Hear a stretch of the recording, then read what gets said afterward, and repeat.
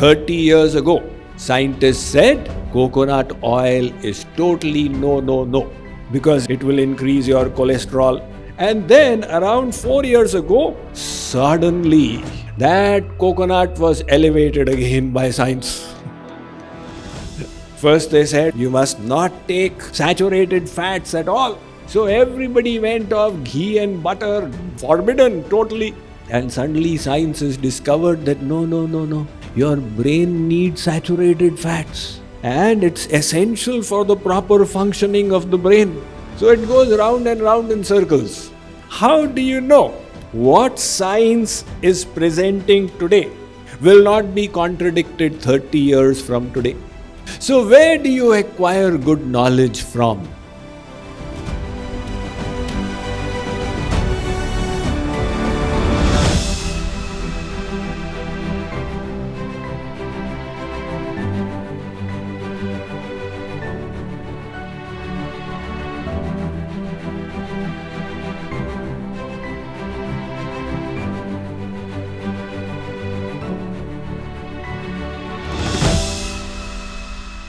There are two ways of trying to acquire knowledge.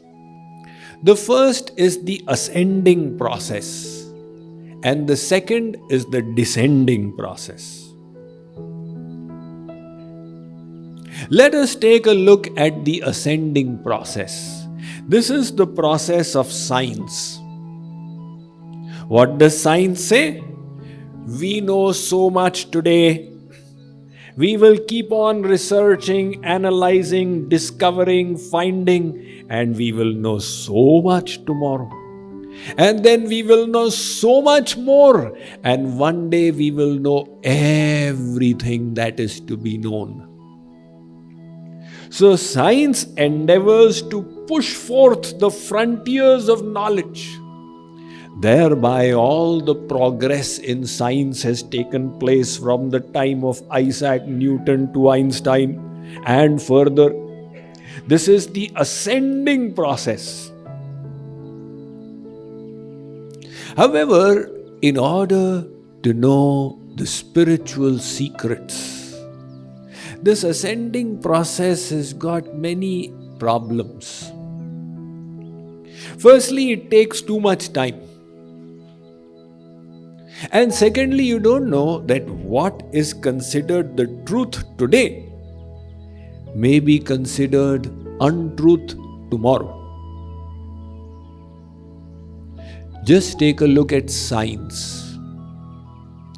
In the time of Isaac Newton, what did science believe? According to the laws of Newton, this world was like a machine with masses and forces acting between the masses, and time flowing independent of events.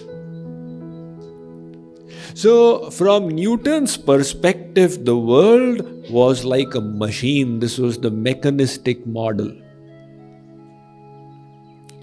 This proved to be quite inaccurate, and the first person who went beyond it was Michael Faraday.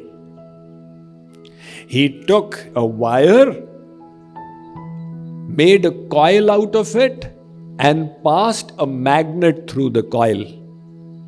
Thereby, he converted mechanical energy into electric energy.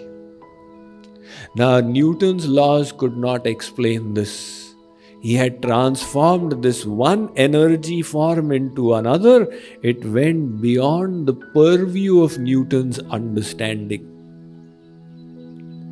But then, after Faraday came another scientist called Maxwell. He said that there is not only force, there is also a force field. Just like if you have a positive charge, there is no negative charge. But around the positive charge is a force field. So he presented the concept of a force field, and then humankind understood what is light. It is a rapidly oscillating electromagnetic spectrum. So again, the frontiers of science got pushed forward. But the theories did not last too long, because in 1905, when Einstein presented his Anna Mirabilis papers, for which he got the Nobel Prize, he explained that time is not absolute as we think it to be, but time is relative. And two observers traveling at different velocities can order events differently because time gets warped for them. And Einstein also presented his famous equation E is equal to mc square, where he said that mass is potential energy and it can be converted into energy. It was that theory which led to the discovery of nuclear power, that you convert mass into energy.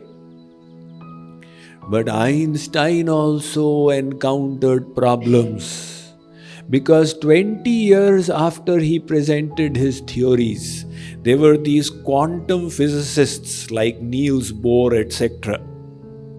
They were studying the subatomic particles, and they discovered at the subatomic level, matter is not matter as we perceive it to be.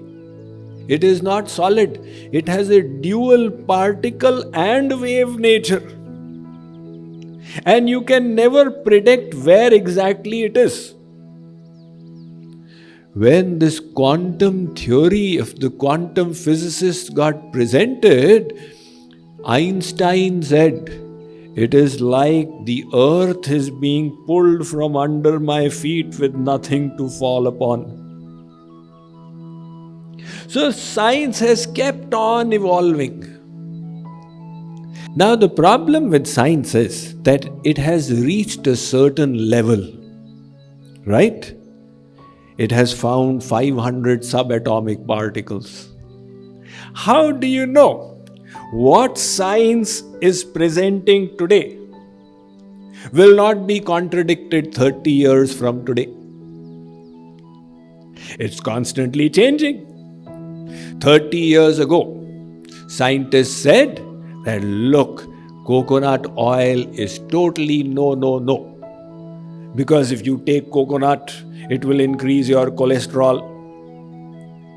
And 15 years ago, one Ayurvedic doctor in India told me, Swamiji, you know why people's hair is becoming white so quickly?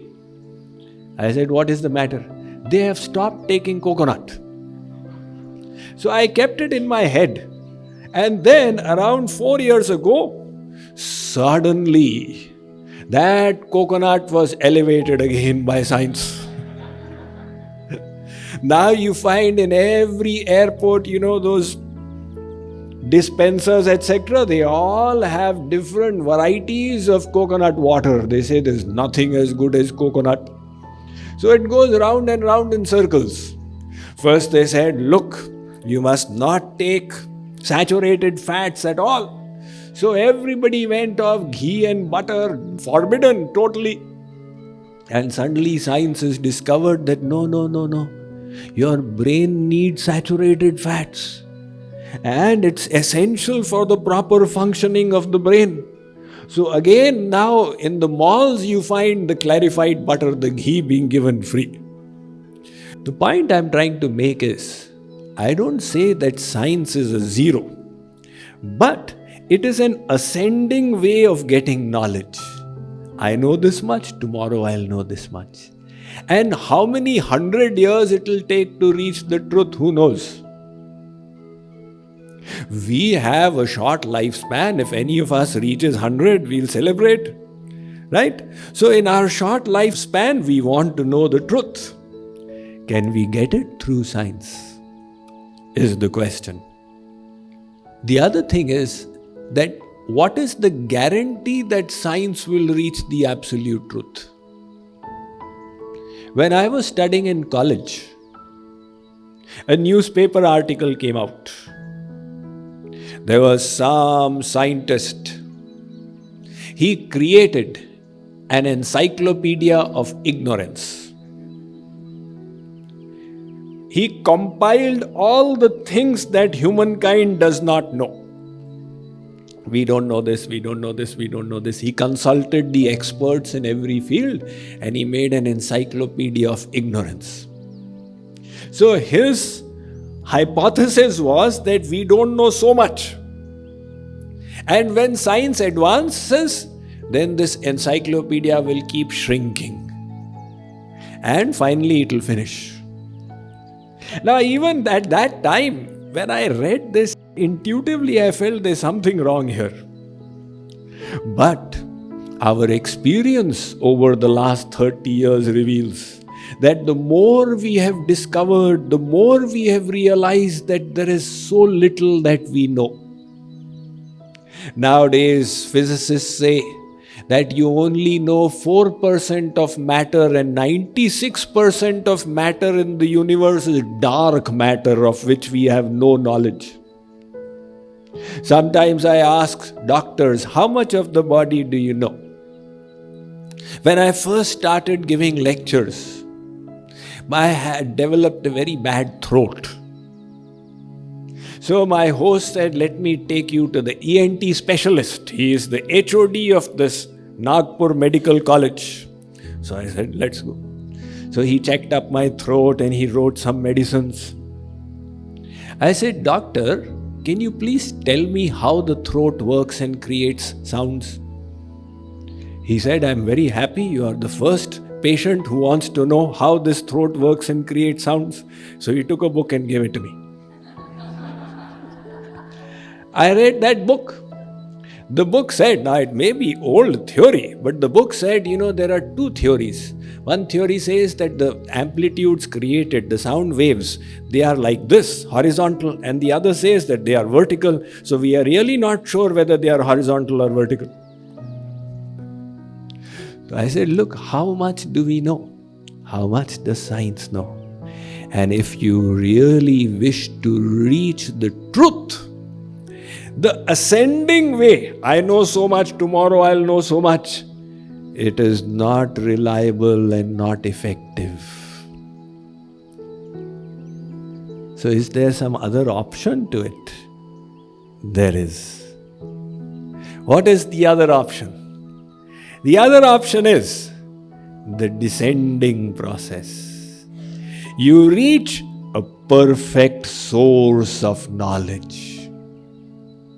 And from that perfect source, you get the knowledge in the first instance itself. If you reach such a source of knowledge which is perfect, then on day one and hour one, you will get the perfect knowledge right away. Just like if you want to know definitely,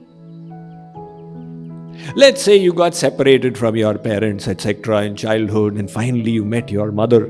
Now you need to know who is your father. You don't experiment. You don't do some tests. The authority is your mother. She says, my child, this is your father. And you accept. This is the descending process of knowledge. Similarly, you want knowledge of God, you want spiritual knowledge, you get it by the descending process. And what is the authority here? The authority is the Vedas. The Vedas are such a perfect source of knowledge. They are not created by human beings. That is why the Vedas are called apaurushaya. Apaurushaya means no Purush has created them. But how do they exist? They were revealed by God in the heart of the firstborn Brahma Brahma passed the Vedas on to his disciple, he passed them to his disciple, he passed them to his disciple. The disciples were Shruti-dhari, they would hear and remember. So the Vedas were passed by the ear. That is why another name for the Vedas is Shruti. That knowledge which came down by the oral tradition. From Guru to disciple, Guru to disciple. 5,000 years ago, when Ved-Vyas looked into the coming age of Kali, he saw that the people of Kali-yuga are not Shruti-dhari. They don't have the capacity to just hear and remember. They will forget in flat 3 hours. Do this. All right, Swamiji. After 3 hours, did you do it? I forgot, Swamiji. What kind of memory you forget in 3 hours? So Ved-Vyas knew this will happen. So he said, now it is not possible people can just hear and remember. He felt the need for putting it down in writing.